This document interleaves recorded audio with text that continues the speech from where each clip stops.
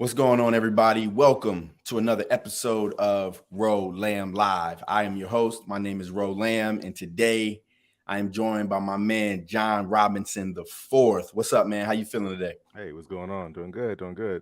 Good.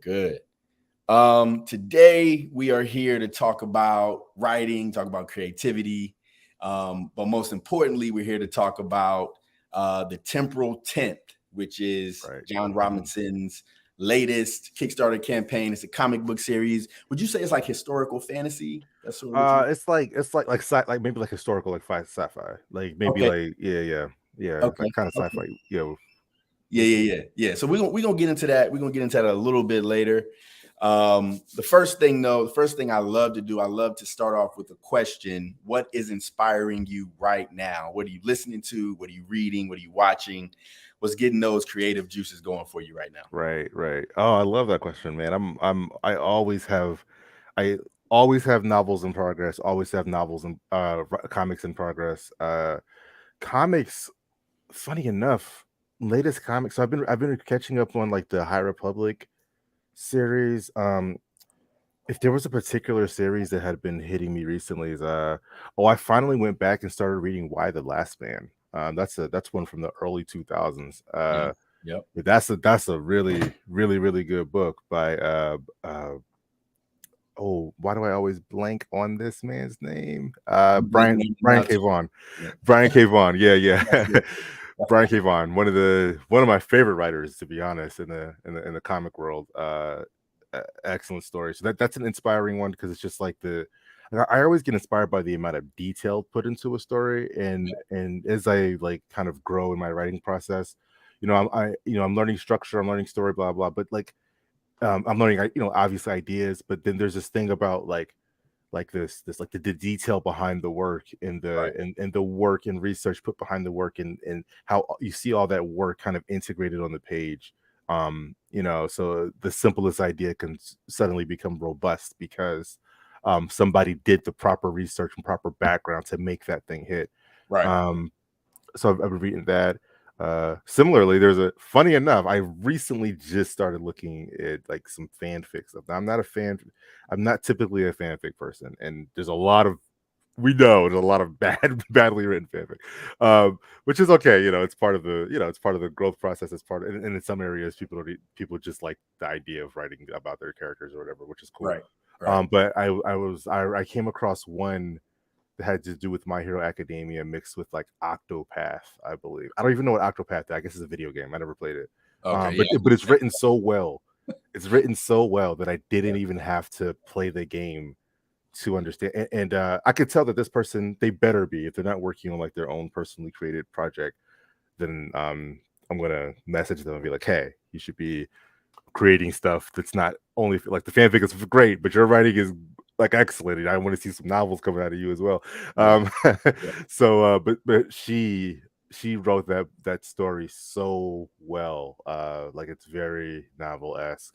And then lastly, I'll mention I am like on literally the last maybe 5 to 10 pages of the Avatar Legacy of Yang Chen Mm. by FC. So I love the Avatar Last Airbender and all that, like everything surrounding it. So the Yang Chen is 4 avatars before Aang, and she has Oh. 2 novels. So I've been reading her. I'm finishing up her novels. Another great read. Yeah. Uh, Yeah. yeah, those are probably the things for that's been inspiring me lately. Yeah. Okay. Yeah. For myself, to be honest with you, I'm just now getting back into video games, Yeah. and I've stepped into the world of GTA Online. Oh, word. And, Okay. Yeah. Wait. it's Like the RP stuff because they got those like the role play servers, and then they also have the yeah. no, so I haven't done that yet. I'm still like in the Okay. free mode. I'm still trying to get my money up, get my rankings up. You know what I'm saying? Yeah. So that's been fun. I'm also reading a book called Empire of the Damned by Jay Kristoff. Ooh, let It's me write that this down. real brutal, gritty vampire story.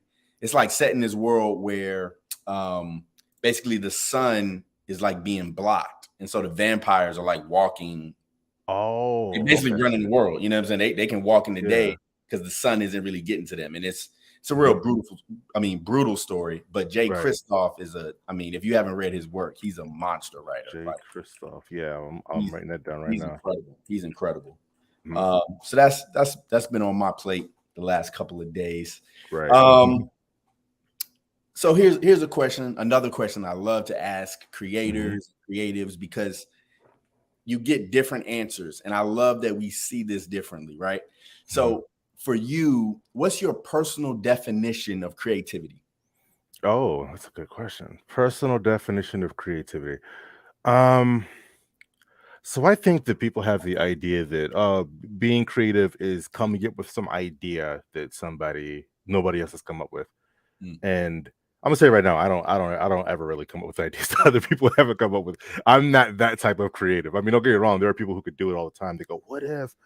And then like we go, wow, that was crazy off the jump. I'm not quite that type of creative. However, I think that there is I do think that type of creativity exists, but I think that there is also the ability to take any idea mm, and do something different with it.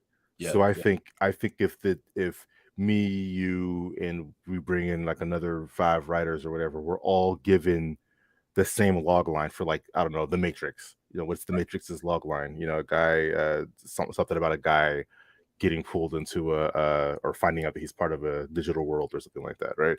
I believe if like uh half a dozen writers are given the same log line, they are all going to produce something completely different, because the creativity, in my opinion, is the way.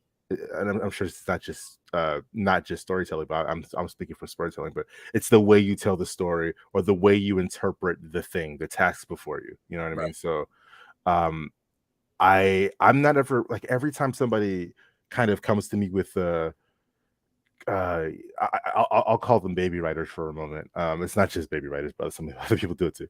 A baby writer to me is like a person who's like, they're relatively doing the game. I consider myself kind of a Yeah. toddler writer, right?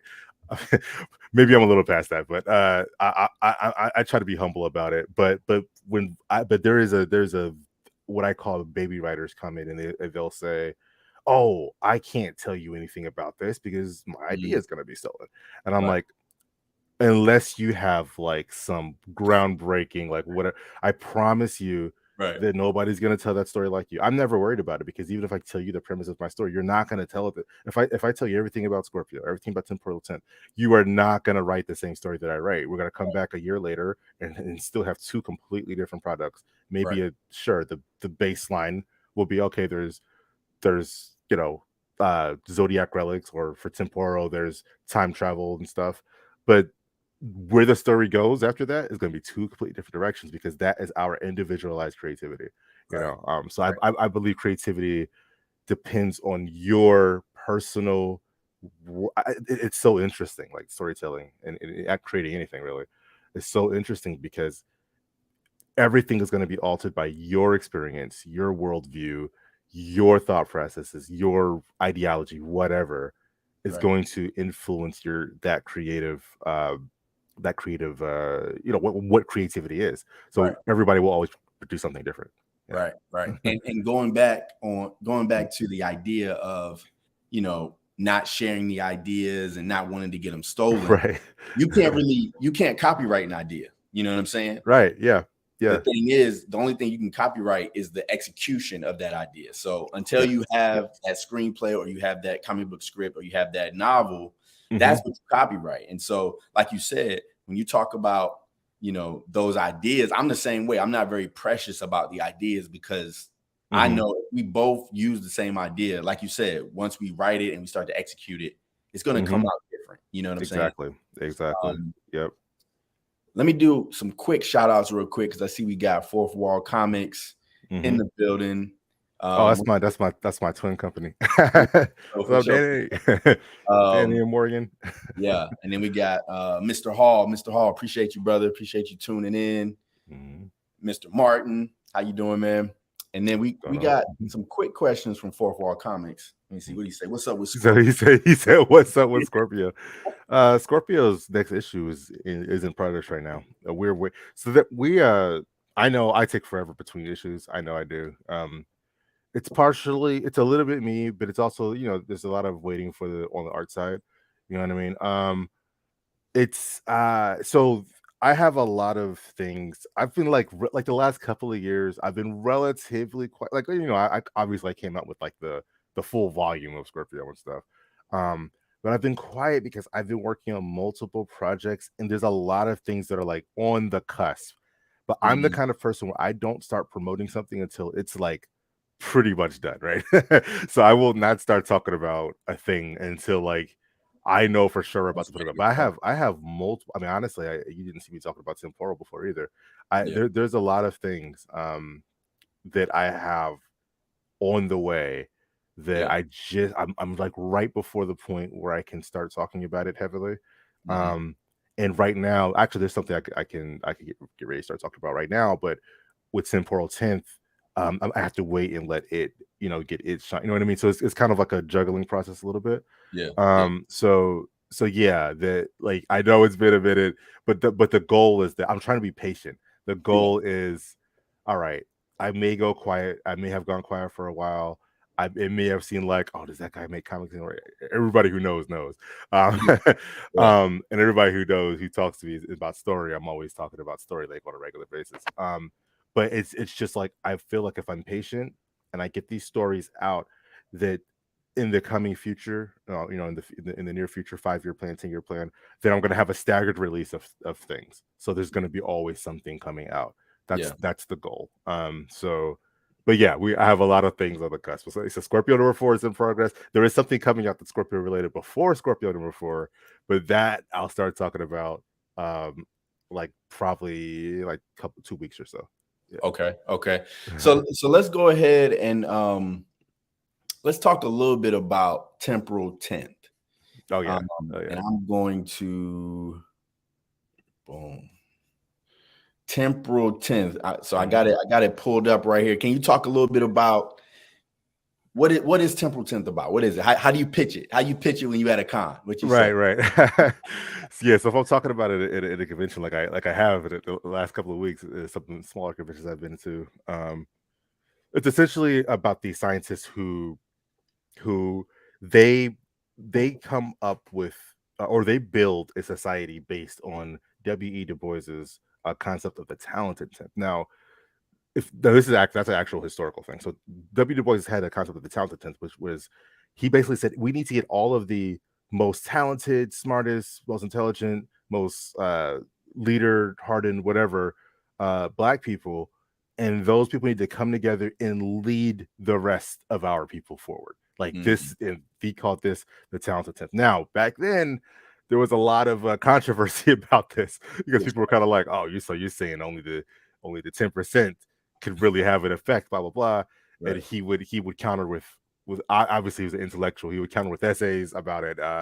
Booker T. Washington was one of his biggest opposers of that concept, but he also opposed Booker T because Booker T had a concept of basically the word assimilation is not the word, but he wanted to work with the powers that be, which of course during that time were white people who were in charge of the country.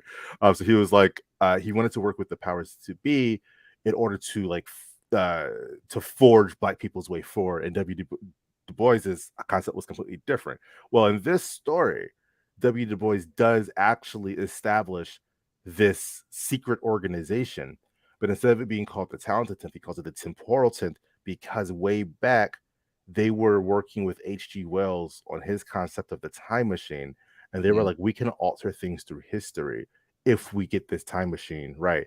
Of course, with the best intentions in mind, but we know about intentions and what can happen with. Right. So yeah, so that's essentially like your basics of it, right? There's a secret organization of like highly intelligent individuals who work with time travel. So Yeah. So let me ask you this. What are some of your favorite themes that you're playing with in this story? right. Oh yeah. So thematically, I think so. There's always I like the refusal to the call type of thing. Mhm. Mhm. There's a little bit of rivalry in there. You could see on some of the starting pages, and I think they're also on the Kickstarter page.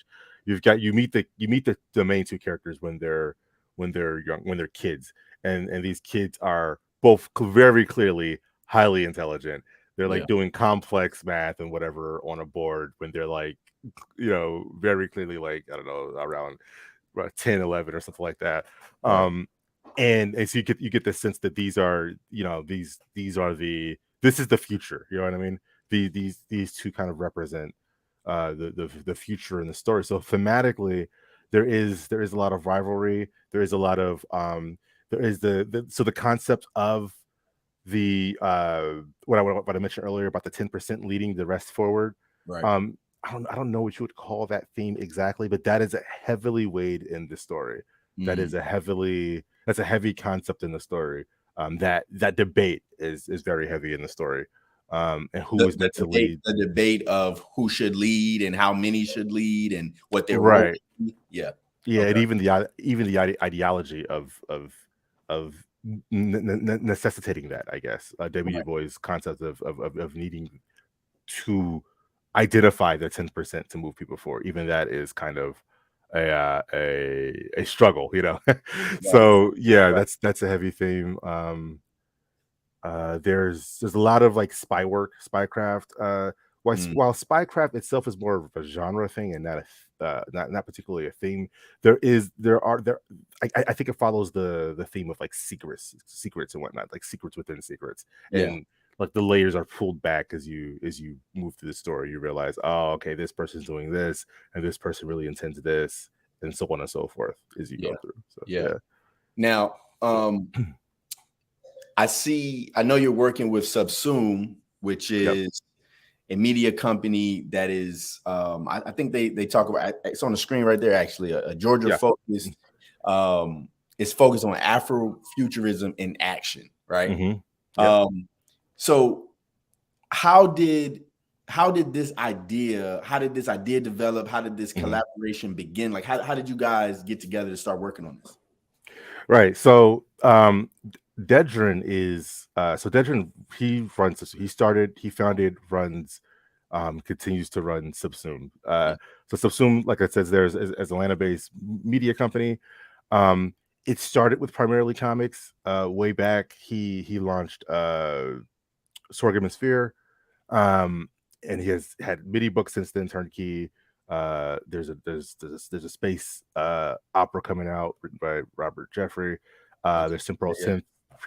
So basically, the idea was Dedrick's. He came up with this whole concept of the Temporal Synth, and I was like, that is sick. And I think it had originally been. I want to say that it was originally being treated as a TV pilot originally, Oh, okay. because there was an original script that was written by I don't want to get the name wrong, but there was I think that didn't work with somebody on an original script, but then they like scrapped it and they decided, okay, we're gonna move this towards comics, right? So Yeah. that's what he came to me, and so I basically wrote this comic featuring Travis and Anna. Those are the main two characters. Those are the kids you see, Yeah. Travis and Anna, and they kind of I think the idea was to start to shift the focus to comics first, because Yeah. Subsume works with comics and gaming primarily, and I Okay. think most of the media first is going to be comics, because it's more accessible for production. It's not. I'm not going to say easy, because there's a lot Right. that goes into making comics, Yeah. but it is a smaller project than say like a whole TV production. You know what I mean? So Yeah. so yeah, I think that's how we kind of moved to the comic thing. So I was already working with Dedrick anyway. I've been friends with Dedrick for a long time. Yeah. So like, in terms of him reaching out to me, that was that was the easiest part. That was kind of a natural reach out, like, hey, I got this project, you want to work on it? And that was like very easy. It would have been a little bit different if I didn't know him and then like he found me somewhere. But yeah, that was just kind of like, oh yeah, let's, we were already planning to work on stuff, and here's one of the projects we're working on. So Yeah. yeah. So that's kind of where that came from. I'm not sure how So, long ago he thought of it. Yeah. so since like I guess since y'all know each other, you have a little bit of relationship, you have a little repertoire with each other. I Mhm. wonder what collaboration has been like, right? Like, Mhm. um, I don't know how often you've done this, but being in a situation where you didn't actually have the idea, somebody Right. else Yeah. had the idea, you're coming in to write with Mhm. that. Like, what has that process been like for you? Yeah. So yeah, I've worked on a few projects that are like that. Since aside from Temporal Synth, some of them I had more of the control. Um, because I don't know. Okay, there's a project I can't mention all the way, but but there's one project I'm thinking of that I had where I had more control because the person who wrote the original story had no clue of the comic world. So they were kind of like, uh, they were almost like, all right, Help me. uh, like here's the story, read it. Can you make this into a comic? I said Right. yes. I gave them a meeting of the cliff notes. They felt convinced. Just like, okay, you know how to tell stories. Like, I mean, they already kind of figured that. That's why they were hiring me. But after I got them gave them notes on their story, they're like, okay, you definitely know what you're doing. Have at it. Like, and from that point, like I literally did everything from that point Yeah. on that project.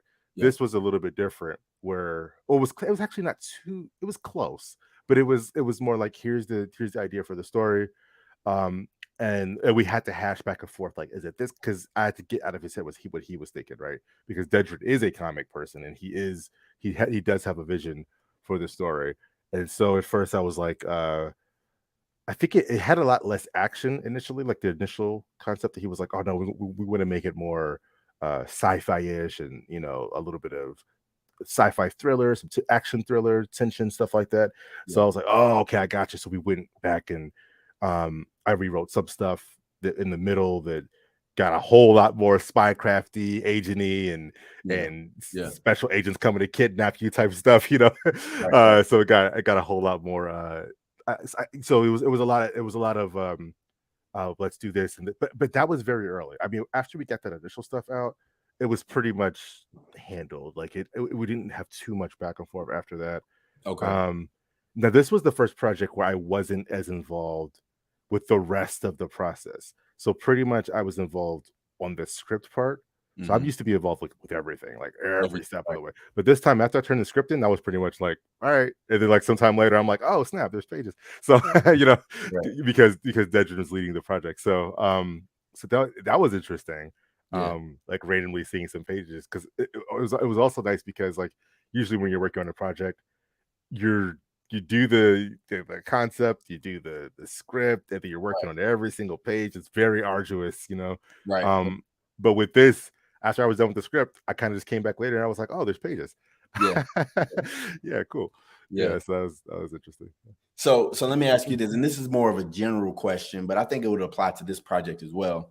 Yeah. But just in all these different projects and collaborations that you have, how do you know, or how do you determine like when to stick to your guns and Mm. when to let something go? Right? You have an idea for something. For example, you said it had a little bit more action. They say, hey, we want it to be a little bit more thrillery.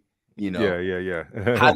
how do you decide those moments when you say, I think this is really important versus Right. do your thing.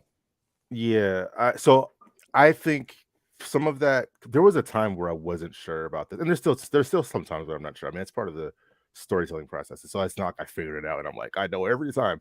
It's not like that, but there was a time where I was more unsure of when something was important. And I think most of the time, if there's something that I'm sticking hard to, I have a narrative reason for it. So I'll say, no, this has to be in place, because if this isn't in place, then this doesn't make sense. Or Right. this has to be in place because if we don't have this here, then we're gonna have to do unnecessary, maybe boring exposition somewhere else. You know what I Right. mean? Right. This is here because it's telling us this piece of information that we need to know that moves the story forward. And this is here. And if we don't put that here, we're gonna have to somewhere else, like info dump a caption Right. that people may or may not miss, that is doing more telling than showing. And in comics, the show don't tell concept is amplified heavily. I mean, I know most writers who are working on comics have at one point done at least some prose, not all, but a lot of people have done some prose. And in prose, we know about the concept of show don't tell, but there are more times where it's okay to tell in novels, depending on what's going on. Right. In comics, the showing is a really big deal, because there's some things that you're showing literally just through art. Right. And you need people to infer through the art. There's some things that you're showing literally through the character expression or and whatnot. You can't like your page space in terms of your lettering work, your copy on the page is very limited in comics. So Yeah. yeah, I have a pretty good idea of when there's something that I just want because I want it, that it's not really necessary, versus when there's something that no, this has to be here or the story won't move forward. But it was very nice to be collaborating with Dedrin on that, because we were able to kind of, like, if he would ask me why I put something in there, I would say, well, it's for this. And then he would say, well, we need the book to move in this direction. For example, with we want some more action here or whatever, because we don't want it to move too slow. And then he would make his case for why. And then usually if the case made sense, I would go, okay, that's cool. Or if there was like a little thing, I'd say, oh, that's cool. But this particular page or this set of panels right here needs to still be here because of this. Right. And then, like, you know, and then because we both understand the story, we're like, oh yeah, we come to a rapport in that way. So it's a big deal that I think both people kind of have a similar mindset when it comes to storytelling and understanding of the storytelling process. So that helped a lot. Yeah. Yeah. I mean, I think you're right about, understanding story and, having a similar, propensity or similar sensibilities to what you want to do with story. Right. But I think what's actually more important, I think, is having a respect and a trust for the collaborator, right? So True. even if I don't necessarily see it the way that you see it, if I respect you and I trust what you're doing, then I can say, well, cool. Well, let's see what happens with it. You know what I'm saying? Right. Then we can get to the end and we both might say, hey, that doesn't work. Well, let's try this, right? But I think at the point, I've been in situations where I knew the person I was trying to collaborate with didn't trust me. They didn't respect my work. You know what I'm saying? Yeah. And that makes it more difficult to have the conversations and figure out together what we're trying to do, because now it just becomes, oh, you don't trust me. Now I got to defend. Now I'm not just putting an idea on the table. I'm defending. Yeah, and I'm like, well, I think this idea could work, and then it's like a back and forth, and then that stunts the storytelling process. Yeah.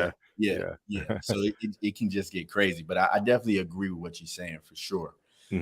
If you are just joining us, we're talking about. I'm talking to John Robinson. We're having a discussion around his latest Kickstarter campaign for The Temporal Tenth. It's a historical sci-fi comic book. I think the first issue is 28 pages. It's on Kickstarter right now.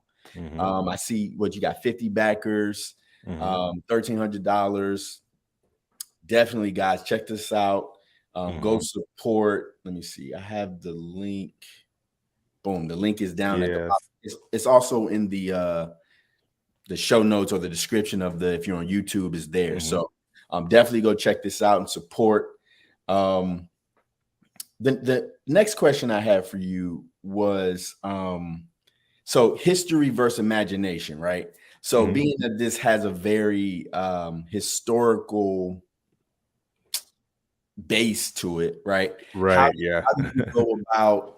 I'm assuming you did some research, you did some reading around these things, right? When do you know, or when did you think about, like, okay, here I'm gonna stick to the history, and here I'm gonna change it up a little bit, right? How did you take that? What was your process? I was talking to somebody about this a little bit before I started Temporal, and then I was talking to Dedra when we started. I was like, oh man, one of the scariest things for me to try to write is any type of alternate history, man, because you got to know your history, and even when you study it, it seems like there's always something else that you're like, oh man, I didn't know about that. And so there's a lot of research that goes into historical history. I mean, I'm still constantly doing research even on this project as we go. It's like a constant learning process, which is good though, because you learn a whole lot more than you knew. It's like it's almost like I mean, you gain a lot of knowledge from this type of thing. So for sure. But with this, so we have like for example, the time machine part is obviously very imaginary, especially back then. So it's kind of like I believe that, and part of this is going to be what Dedrin in the future issues decides to do. I believe that we're doing the concept of where there's key happenings in history, that this is the way they simply happen, but anything that gets altered is altered from what we put in. So for example, Um, the fact that they're even making a time machine, there may be some things around that time period with Du Bois and Booker T. They get altered from working with H.G. Wells on the time machine to begin with. So Right. there may be some things around that. Now the whole world as a whole, we won't see a change specifically because of that. Obviously, the secret organization is a big change. Right. That's completely fictional.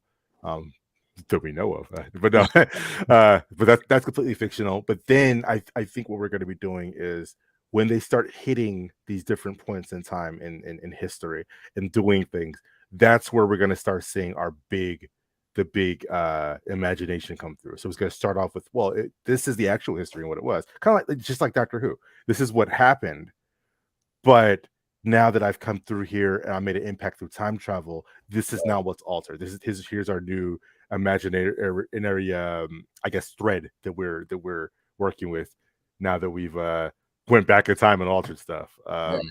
Right. And very much like Doctor Who, there's things like there's a Chernobyl episode in Doctor Who that I'm thinking of, which is a fixed. Chernobyl was a fixed point in time, I believe.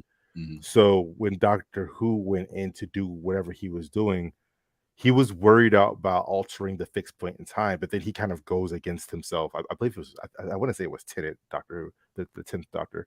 He goes against his I don't want to say better judgment, but he goes against his rules, and he does do something that he thinks would impact that fixed point in time. But then he finds out that what he did caused it to happen in a way. You know what I mean? So it still remained a fixed point in time. So we know how these time stories go. So there will definitely be some of that going on. You know, yeah, in this for story. sure. For sure. Yeah, man, that sounds great. I love time travel stories, and so everything you're saying is right in my wheelhouse. You know what I'm saying? Mm-hmm. So let me ask you this. This is more of a general question. What keeps you motivated? Yeah. Oh man, that's a good one.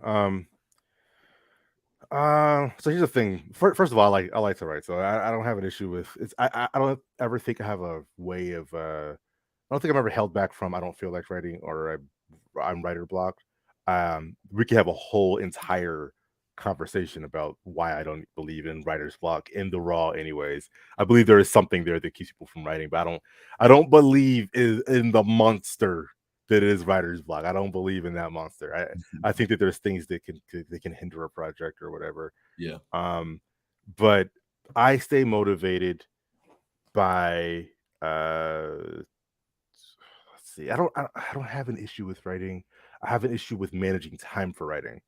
So I stay motivated by keeping accountability with myself. Yeah. So like at the beginning of this year, actually I haven't updated in a while, like a month and a half or something like that. But I made a little tracker, made a writing tracker. In the writing tracker, I'll put how many words I wrote, how many, if it's comics, how many pages I wrote, how many hours I worked on something, how many hours I spent doing research for something, whatever. And I track it and I put it online. I was actually going to put out an Instagram reel about this specific thing, about why I do that, and why do I think you care. And it's not really that I think that you care, like the person who's on Instagram and scrolls by and sees it. I don't really think you care, but there is a psychological study that shows that when you track your stuff, you are more likely to work on that thing more consistently. When you create time to and track your stuff, like if you create time to do a thing and track it, you become more likely to finish or make progress on that thing. And even more so when you track something and then you share that thing with the public, you're even more likely to to be more successful as it. So I'm not really sharing it because I think y'all care. I really don't care if y'all care.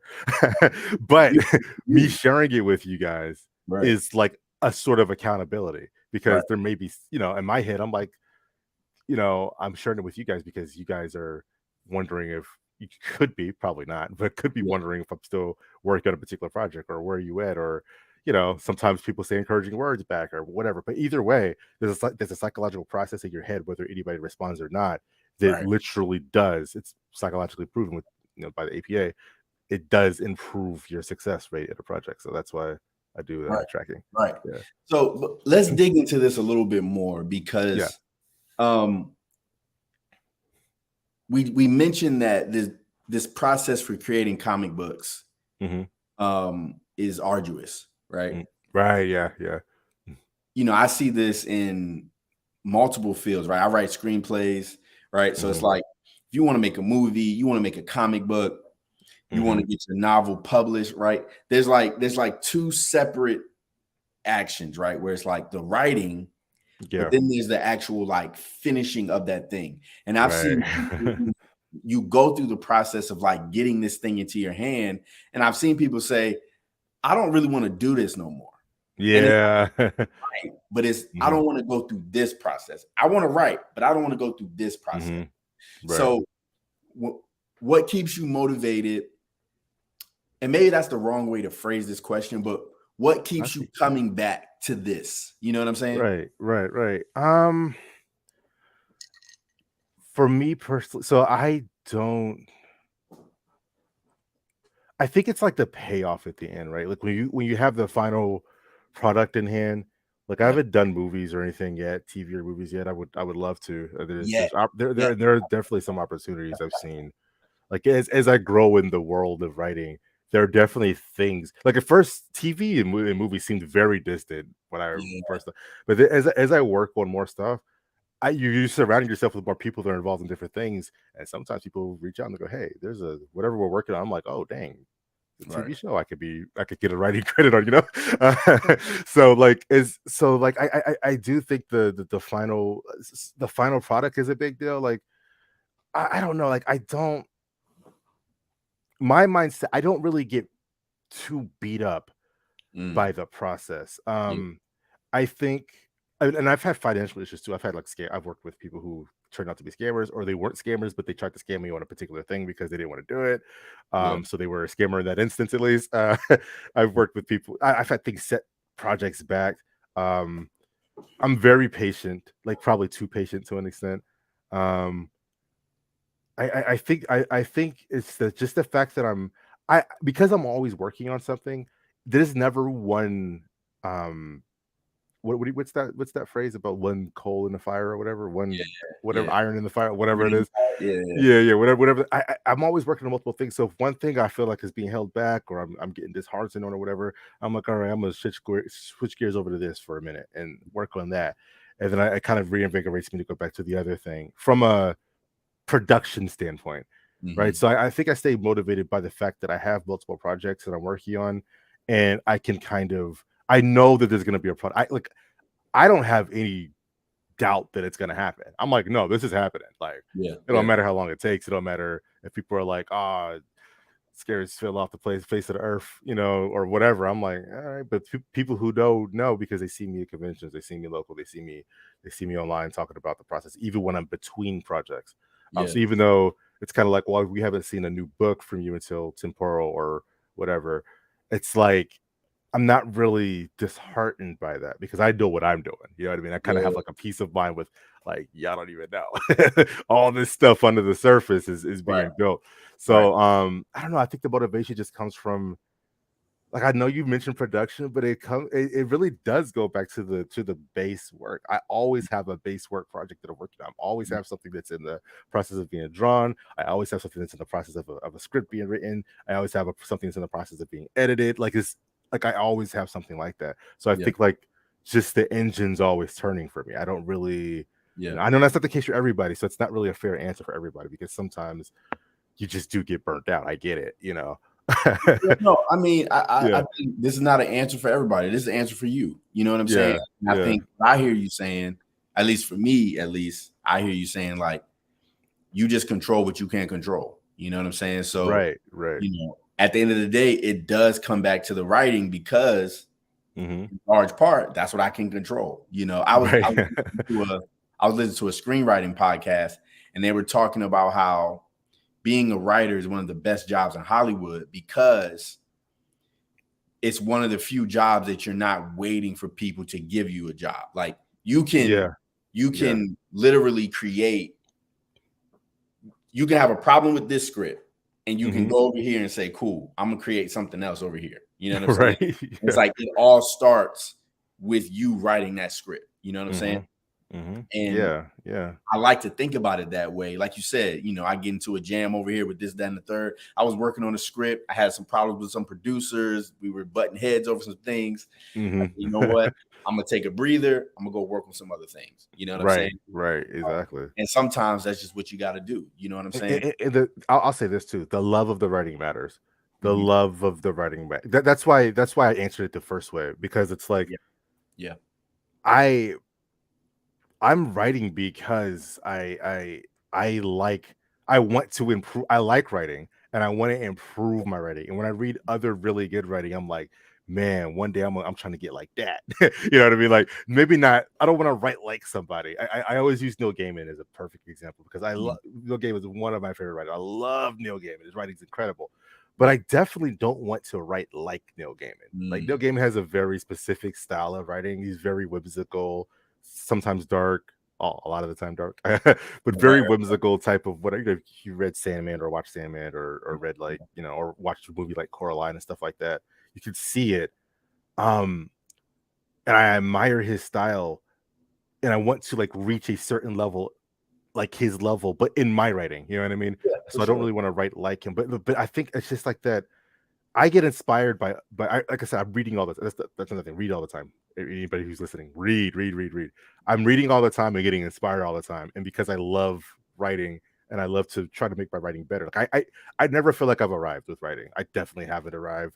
I don't I don't think anybody should ever feel like they've arrived when they're writing something. I feel like you should realize you should feel like you've maybe seen improvement from your last project, maybe, Yeah. but like there is no like finish line, Mm. for the writing process. You can always grow, you can always learn something, you can always change something. I just don't. I think about Yoda and all of the Star Wars stuff outside of the movies and stuff, and everything in every Yoda focused thing. I love how they do it because Yoda, the oldest and most powerful Jedi, all of his personal stories is a learning process. All of Yeah. them, Yeah. that he's always learning something new. And it's like, and it kind of gives you that theme of no matter how old you are, you can always learn something new. No Yeah. matter how experienced you are, you can always learn something new. And that's what I feel about the writing process. So that's what keeps me, that's motivation enough to me. I'm trying to get better, I'm trying to put out good things. Yeah. Yeah. Yeah. If you're just joining us, I'm talking to John Robinson, the writer of the Temporal 10th, which is a comic book series that is on Kickstarter right now. Um, you hear how he's talking about writing, you hear the passion. Definitely go check this project out. It's on Kickstarter. The link is scrolling at the bottom of this video. It's also in the description of this video, so definitely check it out and support what they have going on. What one question that I did want to ask you as well, because I hear you talking about different mediums that you sort of want to touch on, whether it's TV. I think you said you want to do some prose. Mm-hmm. What is it? I know I was introduced to you through comic books. And so Yeah, what is yeah. it that you love about the medium of comic books? Oh yeah, yeah. So I mean, I've been reading comics as a kid. So there's things I like about prose and comics. I like prose. I like syntax. I like being able to put some words together. The just feel good when you read them on a page. It just feels nice to read them. It's kind of like, that's great. In comics, I like the panel in the gutter, man.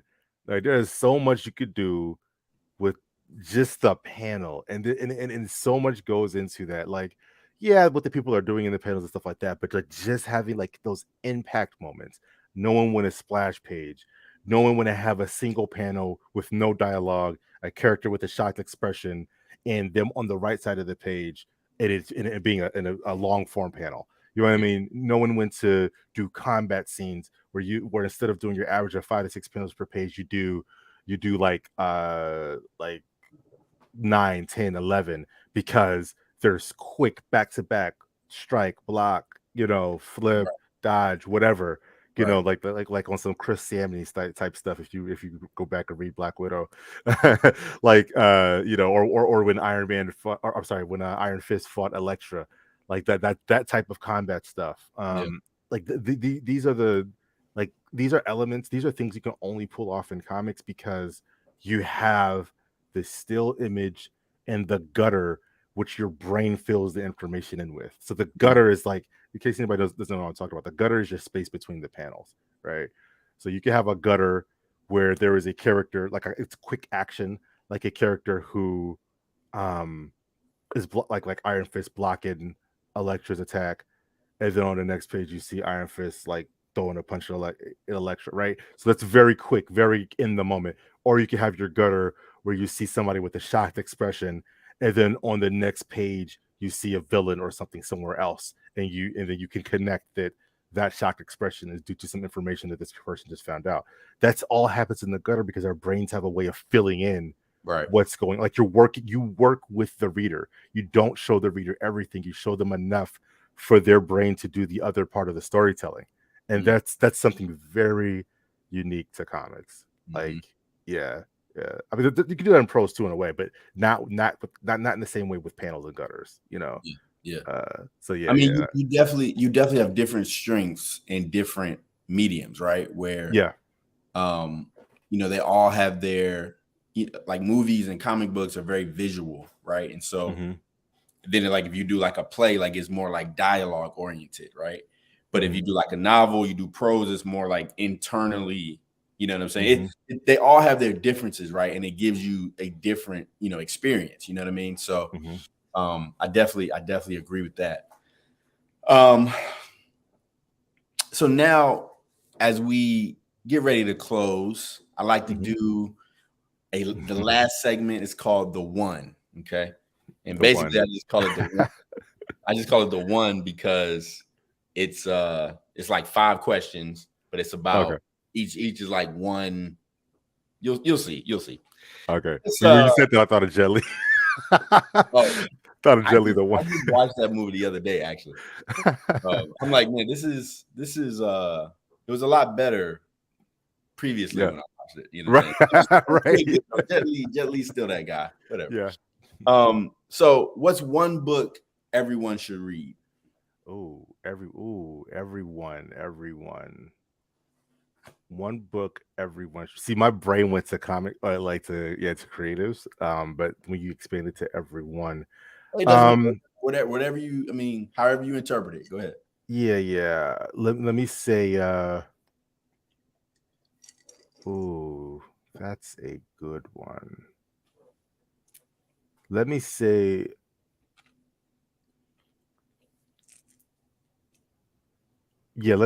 the broken. Oh, it's 3, but it's all together. But the Broken Earth trilogy by N.K. Jemisin. Oh yeah. I think people sleep on NK, and not on purpose. Just that they just don't know. They just don't know. They just, you know, they just don't know. But when you read it, then you know, and it's like that. Let me tell you, her writing is so. I read her stuff, and I'm just like, oh, I realize how much further I have to go down this path. I mean, in a good way, though. Like in a good way. Yeah, no, she's great. Yeah. So the Broken Earth trilogy. The first book is called The 5th Season. So yeah, we'll go with The 5th Season. Yeah, for sure. Real quick, shout out to my man Jack Harris. He said he pledged. Hey. Appreciate you, Jack. I'm sure you will not be disappointed. I appreciate you. So yes, that's a great great recommendation. The Broken Earth trilogy. N.K. Jemisin is a monster. The next one is, what is one piece of advice you would give your younger self? Oh yeah, that one's easy. Let's see. Start sooner. Start sooner. When I was younger, and I feel like I took a long time to like grow the freak up. I mean, I'm still not all the grown up. I'm like a grown ass kid, you know. So like, and I think about like me hanging around with. It's kind of funny. My wife and her siblings are similar in a way. It's kind of like sometimes we sit around, and my sister, when she was around, she passed last year, but we sit around and like we're adults, like, so we kind of have like this mindset, like, isn't it crazy? But what are we doing with kids? Like, how are we up here like living life and paying bills? Like, how are we doing this? Who let this? So we all kind of feel like grown ass kids, but at the same time, I feel like I got to a lot of things later that I felt like I should have been doing sooner. Like I don't know if I want to say screwing off, but whatever it was, I get it. I had a lot of creativity. Maybe it's helpful. It was helpful in a way. 'Cause I had a lot of creativity, very expansive mind when I was younger. But yeah, I think I would tell myself, hey, have fun, but also get started on this creative stuff sooner. Get started on this stuff that you want to do sooner. Start to learn, teach Yeah, yourself some of these things yeah, sooner. yeah. Not so much that I'm like, you know, killing all of my fun. I still don't kill my fun even today.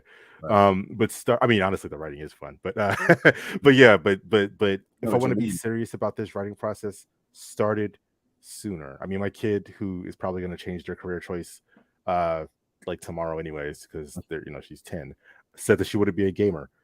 Cool. You want to be a gamer? Do it seriously now. Start now. You can be like, we're in an age where you can literally be a professional gamer and make like bang. So, but if you're gonna do it, you gotta do it right. So start now. So that's like, I guess if I'm looking at my daughter as a younger self, right? It's kind of like, yeah, you could do this. Like this is where you start. You know what I mean? So that's what I would probably tell myself. To start Yeah, sooner. yeah. Yeah. I was gonna say something about that, and now it left. It slipped. Hopefully, it returns. Yeah. So my next question would be, what's one thing that you would change about your creative journey? Let's see. Change about the creative journey. That kind of harkens back to the original of Start Sooner a little bit. Mhm. Um, I could always read more. I feel like not read stories. I'm reading stories all the time. I could do that more too. Actually, I'll leave that one there. I could read more. I could watch TV more. I do have an issue of kind of getting caught up in the creative process a lot. So where I'm writing more than I'm reading, and and it's not just reading. It's also I'll just say Or ingesting. reading more Um, than you're writing, reading more right. than you're writing. Right. Or no, I end up I do the opposite. I end up writing more than I'm reading. And Oh, the way that can hurt in a little bit. Like it's okay to write a lot, but the way that can hurt in a little bit is because I feel like the creative process of storytelling is you want to be constantly refueling yourself with other media. You know what I mean? Not that you're trying to write like those other media or anything like that, but it's like I don't there's so much TV I haven't seen, so many movies I haven't seen. And even still, even though I'm reading books all the time, there's so many books I haven't read that I feel like could just kind of expand my like creative horizons. You know what I mean? So I would task myself to ingest stories more. It's not just reading books though, because like TV and movies offer like a lot of insight as well. So I mhm, would mhm. just ingest more, like watch more, like give myself the time, like, bro, stop trying to write every 2 seconds. You know what I mean? Like chill and go watch a movie, like that's what I need to do more often. Yeah, yeah. Yeah. That's interesting because I think I definitely feel what you're saying. I think there's definitely a balance that has to happen. I Hmm. think I have the opposite problem where Oh yeah.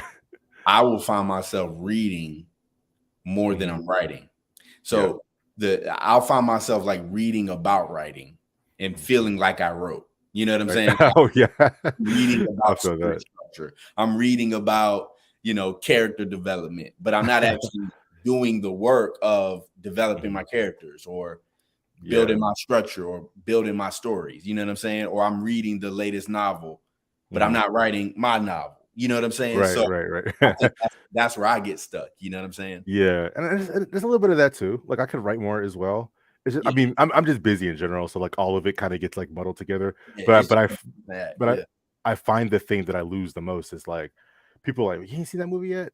yeah. No. You never watched that show? Nah, No. I feel Like, I feel that. so yeah. And what I was gonna say about your previous answer when you said start sooner, Yeah. um, and you said you talked about like not wasting time and getting into that thing Hmm. that you want to do, right? Right. I think one of the things that's so interesting, I think sometimes for artists and creatives, is that we don't even know what the possibilities are sometimes, right? Right. Yeah. So it's like I didn't really understand. Like I knew that people wrote comic books, but it didn't really connect with me that Right. there are people like writing these comic books and getting paid. Like there are people writing these movies and Mhm. getting paid. Like there are people writing these books and they're getting paid to do this. Right. Right. It took me a long time to really connect that, I think. You know what I'm saying? It Right. wasn't until like I was Exactly. going into college where it was like, oh, this is a real thing. And then I get Mhm. into college and I'm like, hey, I'm gonna study creative writing. And I have a professor that says, hey, you're a great writer, but writers don't make money. You got to get a real job. Mhm. Oh, yeah. And Yeah. it just crushed me. But again, Mhm. because the knowledge of what I could do and the possibilities that were out there, Mhm. I wasn't aware of, Right. I didn't know. And so it kept me from taking those steps, right? Right. Right. Um, Yeah. so I think a lot of artists would start sooner if you, like, for example, when I was a kid, if I told my parents I was going to be a gamer, they would look at Mhm. me like I was crazy. Oh, Like, yeah. Yeah. For sure. like, what are you talking about? Be a gamer. You know what I'm saying? But like you said, nowadays you really can be a gamer and that can really be your job, right? Yeah. So you Yep. got to have these people behind you and people who believe in you and know, okay, cool, you want to be a gamer? This is how we get there, right? Right. Rather Yeah. than you can't do that. You know what I'm saying? Yeah, exactly. I mean, the world. I love like with the advent of technology, social media stuff. Like, there's some negatives as well. But there is like it opens up a whole new world of possibility. Like, you're so right about the gaming thing. I would have never been able to tell my parents I wanted to be a gamer. Like they look at me like I was crazy. But yeah, I know there's a streamer I follow now who makes 260 something $100,000 a year gaming. Right. Right. Like, it's just wild, you know. Right. Um, okay, so let me ask you this. What's one word you would want your legacy described as? Um. I'll say maybe motivated. Probably motivated. Yeah, yeah. Okay. That's probably the word. I haven't always been motivated. I remember the times my mom was trying to motivate me. My mom's like me in a lot of ways. But I didn't come into that gene that of motivation my mom had until later. So that Yeah. like that gene, it was like my X gene activating late of my mom's like drive. My mom has like this drive. She's a creator. She Mhm. motivates. She's motivated. She likes to do things. You know what I mean? Yeah. She's starting to kind of chill more now lately. Yeah. Um, but just with ages, she told me, she's like, before I want to do all that stuff, she's like, nah, I just kind of want to chill. But but my mom was very much like that, and she still, in a way, about certain things, is very much like that. But I didn't get that until later on. So Yeah. I think the word would probably be motivated. Yeah, Motivate. yeah. Word. That's dope. Real quick before we ask our last question, I want to shout out my girl Ebony. Ebony, thank you for coming through. Good to see you. Good to see you. Hey, what's going on? And let me go ahead and throw this up here one more time. Probably won't be the last time, but this is Temporal 10th, written by my guy, John Robinson. It's a historical sci-fi story. First issue, 28 pages. It's on Kickstarter. Definitely check it out. The link is scrolling at the bottom. It's also in the description of this video. So definitely check it out. And I'm going to ask this last question real quick. What's one thing you hope everyone who hears and sees this to know? What's one thing you want everyone to know if they see this or they hear this? Yeah, I want people to realize that the thing that you want to do, you can do it. Like I'm a I'm two things that are kind of opposing. I am a pragmatist. I'm very pragmatic, sometimes to the point where it gets on people's nerves. Very, very pragmatic, and I'm very much a realist. But I'm also very optimistic, Mm, right? So what that means is I am very well. We'll go the optimist route first. I'm very believing that anybody can do anything. I legitimately believe that. I've had arguments with people who said, "Oh no, some people just can't do something." I'm like, "Yes, they can. You can." It sounded insane for them to tell me. There's a coworker a couple of jobs ago who said that. He said, oh no, some people are just can't do certain things. I'm like, no, maybe some people don't want to do a particular thing, so they don't put the effort towards it to do that, but they Right. could do it Right. if they cared about it enough to do it. Right. Maybe you're saying they can't do it because they don't care enough about that, which is fine. If something like changed in their worldview or something motivated them to do that particular thing, I think that they do have the propensity to. So like this idea, other than something like debilitating you in like a physical way, like if I was missing a leg, then maybe it would be a little bit hard to become a runner. But even that has been subverted because we see people who literally are missing limbs who do get prosthetics and become Olympic level runners. You know what I mean? So even that can be subverted. So I strongly believe everybody can do something. The only other side of that, the pragmatism and the realism, um, I cannot stand. I will say this time and time again. I Hmm. cannot stand toxic positivity. I love positivity. I don't like toxic positivity. And toxic positivity is that thing where somebody is doing something and you say, "Oh, that thing is great," and you're doing great, just to say it and to make them feel good about it without giving them real constructive advice, criticism, whatever. Mm. The constructive part is important. But the reason why I like to put those things together is because I believe you could do anything.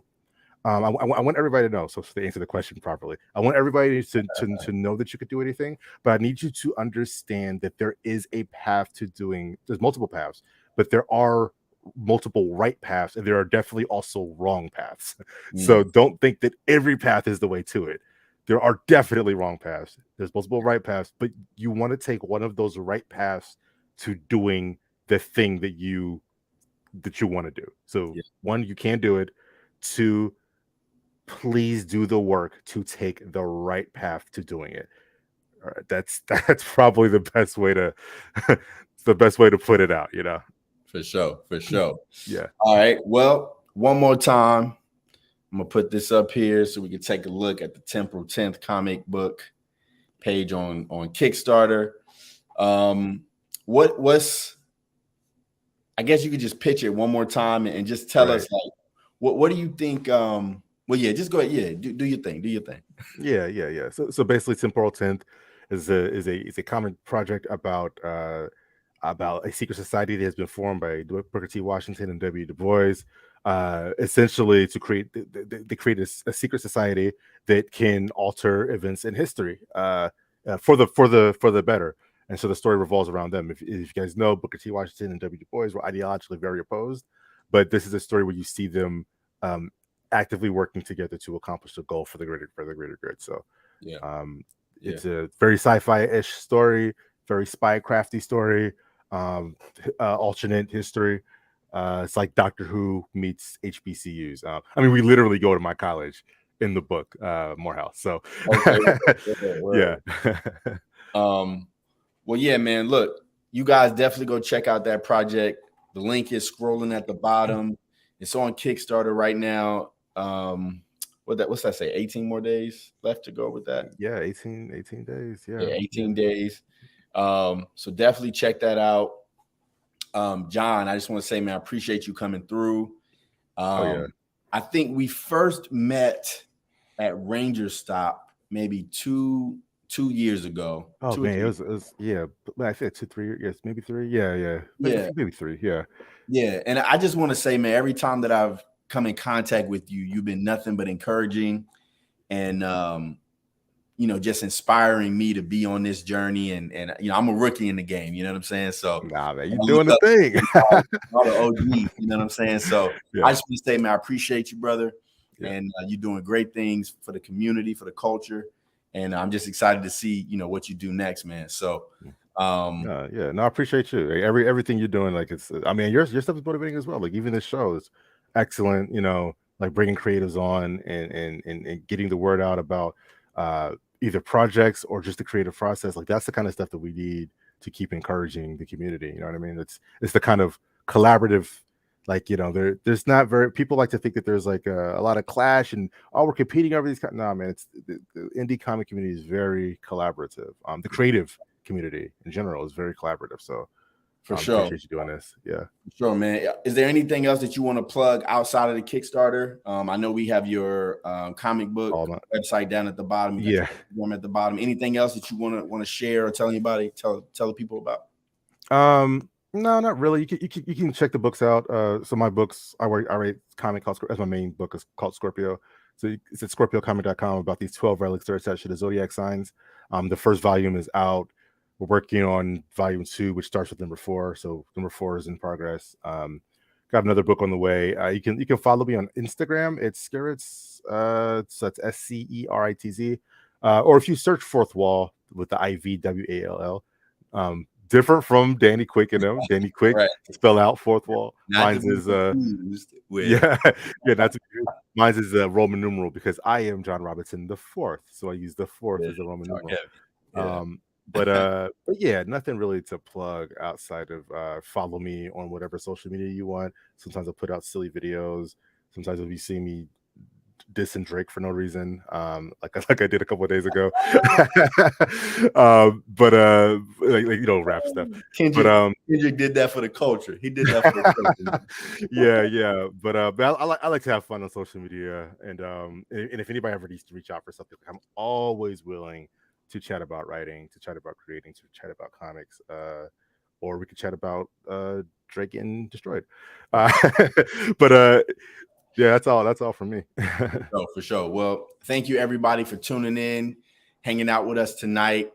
You guys have a great night. Again, if you like this, share this, subscribe to the channel. And with that, we're going to sign out. As always, thank you so much. And I love you. Yeah. Have a good one.